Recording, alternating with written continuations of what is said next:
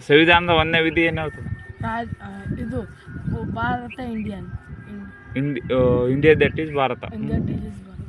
ಎರಡನೇ ವಿಧಿ ರಾಜ್ಯಗಳ ಬಗ್ಗೆ ಅಧ್ಯಯನ. ಮೂರನೇ ವಿಧಿ ರಾಜ್ಯಗಳ ಹೆಸರು ಬದಲಾಯಿಸುವುದು. ಎರಡನೇ ವಿಧಿ ಏನು ಹೇಳ್ತದೆ? ರಾಜ್ಯಗಳ ಅಧ್ಯಯನ. ರಾಜ್ಯಗಳ ರಚನೆ. ಉದಾಹರಣೆ ತೆಲಂಗಾಣ ರಾಜ್ಯ 29ನೇ ರಾಜ್ಯವಾಗಿ ಮಾಡಿದ್ರು, ಹೌದಲ್ಲ?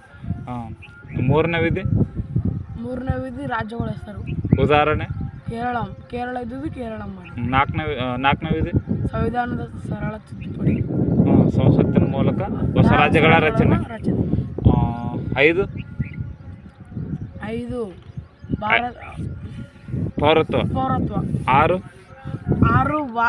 ಭಾರತದಿಂದ ಪಾಕಿಸ್ತಾನದಿಂದ ಭಾರತಕ್ಕೆ ಬಂದವರಿಗೆ ಪೌರತ್ವ ಕೊಡೋದು. 7 ಬಂದ್ರೆ ಭಾರತದಲ್ಲಿ ಪಾಕಿಸ್ತಾನಕ್ಕೆ ಹೋದ್ರೆ ಪೌರತ್ವ ರದ್ದು ಮಾಡೋದು. 8 ಬಂದ್ರೆ 8 ಅಂದ್ರೆ ವಿದೇಶಕ್ಕೆ ಹೋದವರಿಗೆಲ್ಲ ಪೌರತ್ವ ರದ್ದು. ವಿದೇಶದಿಂದ ಭಾರತಕ್ಕೆ ಬಂದವರಿಗೆ ಪೌರತ್ವ ಕೊಡೋದು. 9 ಬಂದ್ರೆ ವಿದೇಶಿಗೆ ಹೋದವರಿಗೆಲ್ಲ ಪೌರತ್ವ ರದ್ದು ಮಾಡೋದು. 10 ಬಂದ್ರೆ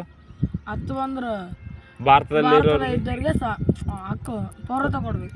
11 ಬಂದ್ರೆ ಸಂವಿಧಾನ ಸಂಸತ್ತಿನ ಸರಳ ತಿದ್ದುಪಡಿ ಮಾಡೋದ್ರ ಮುಖಾಂತರ ಮೂಲಭೂತ ಹಕ್ಕುಗಳನ್ನು ಪೌರತ್ವ ಕೊಡೋದು. ಅನಿವಾಸಿ ಭಾರತೀಯರಿಗೆ, ರೋಹಿಂಗ್ಯ ಜನ ಮ್ಯಾನ್ಮಾರ್ ದೇಶದವರಿಗೆ ಪೌರತ್ವ ಕೊಡಬೇಕು ಈಗ, ಹೌದಿಲ್ಲ? ಅದು ಸಂಸತ್ತಿನ ಸರಳ ತಿದ್ದುಪಡಿ ಮಾಡೋದ್ರ ಮುಖಾಂತರ ಪೌರತ್ವ ಕೊಡಬೇಕು. ಈಗ ಭಾಗ 3 ಮೂರನೇ ಭಾಗ ಯಾವುದಕ್ಕೆ ಬೀಳ್ತದ? ಮೂಲಭೂತ ಹಕ್ಕುಗಳು. 12ರಿಂದ 35. ಅಮೇರಿಕದಾಗ ಏನಂತ ಕರೀತಾರೆ? ಮೂಲಭೂತ ಹಕ್ಕುಗಳಿಗೆ ಬಿಲ್ ಆಫ್ ರೈಟ್ಸ್ ಅಂತ ಕರೀತಾರೆ. ಇಲ್ಲಿ ಬಂದ್ರೆ ಎಷ್ಟು ಮೂಲಭೂತ ಹಕ್ಕುಗಳು ಅಂದ್ರೆ 6 ಇದಾವೆ.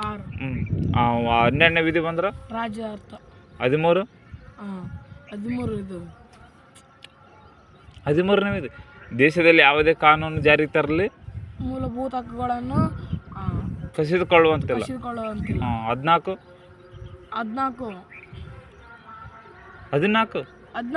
ಸಮಾನತೆ. 15 ತಾರತಮ್ಯ. 16 ಉದ್ಯೋಗದಲ್ಲಿ ಸಮಾನತೆ. 17 ಅಸ್ಪೃಶ್ಯತೆ ಅನ್ಟಚಬಿಲಿಟಿ ಅಂತಾರ. 1955 ಅಸ್ಪೃಶ್ಯತೆ ನಿಷೇಧ ಕಾಯ್ದೆ ಅಂತ ಬರ್ತದ. 1952 ಸಮುದಾಯ ಅಭಿವೃದ್ಧಿ ಕಾರ್ಯಕ್ರಮ. 1952 ವರ್ಲ್ಡ್ ಫ್ಯಾಮಿಲಿ ಪ್ಲಾನಿಂಗ್ ತಂದರು. 1953 ನ್ಯಾಷನಲ್ ಎಕ್ಸ್ಟೆನ್ಷನ್ ಕಮಿಟಿ ಜಾರಿಗೆ ತಂದರು. ಆಮೇಲೆ 17 ಬಂದ್ರೆ ಅಸ್ಪೃಶ್ಯತೆ ಐತಾ. 18 ಬಂದ್ರೆ ವಿರೋಧವಾದಿಗಳ ನಿಷೇಧ. 19 ವಾಕ್ ಮತ್ತು ಅಭಿವ್ಯಕ್ತಿ ಸ್ವಾತಂತ್ರ್ಯ ಅನ್ನೋದು.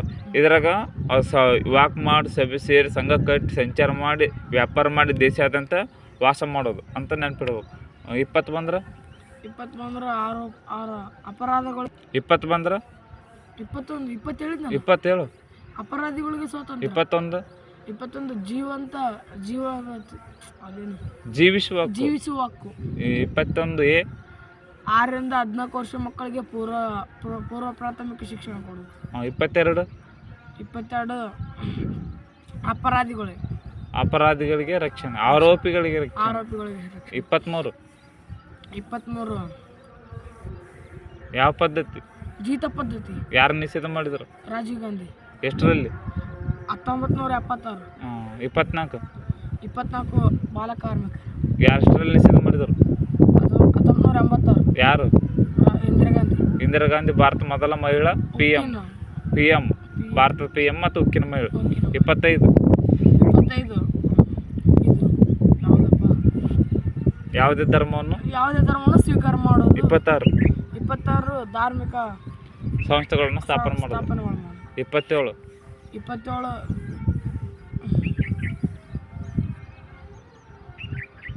ಪಟ್ಟಿ ದಾನ ಧರ್ಮಗಳ ಸ್ವೀಕಾರ. 28 ಶೈಕ್ಷಣಿಕ ಶಾಲೆಗಳಲ್ಲಿ ಧರ್ಮ ಬೋಧನೆ ಮಾಡಂಗಿಲ್ಲ. 29 ಸಾಂಸ್ಕೃತಿಕ. 30 ಶೈಕ್ಷಣಿಕ. 31 ಆಸ್ತಿ ಹಕ್ಕು. ಪ್ರಸ್ತುತ ಆಸ್ತಿ ಹಕ್ಕು 300A ಮೂಲಕ ಇದೊಂದು ಕಾನೂನಾತ್ಮಕ ಹಕ್ಕಿನ ಪಟ್ಟಿಗೆ ಸೇರ್ಪಡೆ ಮಾಡ್ರ. ಎಷ್ಟನೇ ತಿದ್ದುಪಡಿ? 44ನೇ ತಿದ್ದುಪಡಿ 1978ರಲ್ಲಿ ಮಾಡ್ರ. ಆಸ್ತಿ ಹಕ್ಕು ತೆಗೆದಾಕಿರಿ. ಈಗ ಪ್ರಸ್ತುತ ಆಸ್ತಿ ಹಕ್ಕು ಅನ್ನೋದು ಏನಾಗಿದೆ? ಕಾನೂನಾತ್ಮಕ ಹಕ್ಕಾಗಿದೆ. 32 ಪರ್ಯಾರೋಪಾಯದ ಹಕ್ಕು. ಅಂಬೇಡ್ಕರ್ ಇದನ್ನು ಈ ಹಕ್ಕನ್ನು ಏನಂತ ಕರೆದಾರ? ಆತ್ಮ ಮತ್ತು ಹೃದಯ ಅಂತ ಕರೆದಾನ. 33 ಬಂದ್ರೆ ಯಾವ ಕಾನೂನು ಜಾರ್ತದ? ಪೊಲೀಸ್ ಕಾನೂನು. 34 ಬಂದ್ರೆ 35 ಬಂದ್ರೆ 35 ಸಂಸತ್ತಿನ ಸರಳ ತಿದ್ದುಪಡಿ ಮಾಡೋದ್ರ ಮುಖಾಂತರ ಮೂಲಭೂತ ಹಕ್ಕುಗಳಿಗೆ ಏನು ಮಾಡ್ಬೋದು, ತಿದ್ದುಪಡಿ ಮಾಡ್ಬೋದು. ಸಂವಿಧಾನದ ರಚನಾ ಸಭೆ ಅಧ್ಯಕ್ಷರು ರಾಜೇಂದ್ರ ಪ್ರಸಾದ್. ಎಷ್ಟು ಸಂವಿಧಾನದ ರಚನಾ ಸಭೆ ಮೊಟ್ಟ ಮೊದಲು ಎಷ್ಟರಲ್ಲಿ ನಡೀತು? 1946 ಡಿಸೆಂಬರ್ 11ರಂದು. ಡಿಸೆಂಬರ್ 9ರಂದು ನಡೀತು. ಡಿಸೆಂಬರ್ 11ರಂದು ಕರಡು ಸಮಿತಿ ಇದು ನಡೀತು. ಯಾವುದು? ಅಧ್ಯಕ್ಷರನ್ನಾಗಿ ರಾಜೇಂದ್ರ ಪ್ರಸಾದ್ ನೇಮಕ ಆದರು. ಸಂವಿಧಾನದ ರಚನಾ ಸಭೆಯ ಸದಸ್ಯರು ಯಾರು? ಟಿ ಕೃಷ್ಣಮಾಚಾರಿ, ಅಲ್ಲೋಡಿ ಕೃಷ್ಣ, ಮತ್ತೆ 4 ಜನ ಇದ್ದಾರಲ್ಲ. ಕರ್ನಾಟಕದವ್ರು ಯಾರು ಭಾಗವಹಿಸಿದ್ರು? ಕರ್ನಾಟಕದವರ K C Reddy, Kengal Hanumanthaiah, Siddalingaiah, S Nijalingappa. ಭಾರತ ಸಂವಿಧಾನದ ಕರಡು ಸಮಿತಿ ಅಧ್ಯಕ್ಷರು ಅಂಬೇಡ್ಕರ್. ಕರಡು ಸಮಿತಿ ಒಟ್ಟು ಸಮಿತಿಗಳು ಎಷ್ಟು ನಡೆದವು? 22. ಸಂವಿಧಾನ ರಚನಾ ಸಭೆಗೆ ಎಷ್ಟು ಸಮಿತಿಗಳು ನಡೆದವು? 143. ಆಮೇಲೆ ಇದು 44 ಹೋಲ್ಬಿಡು. ಸಂವಿಧಾನದ ಕರಡು ಸಮಿತಿ ಅಧ್ಯಕ್ಷರುಗಳು ಯಾರು? ಅಲ್ಲಾಡಿ ಕೃಷ್ಣ, ಟಿ ಕೃಷ್ಣ, ಮತ್ತೆ ಸುಚಿತಾ ಕೃಪಲಾನಿ.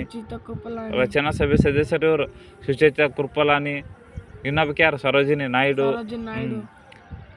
ಆಮೇಲೆ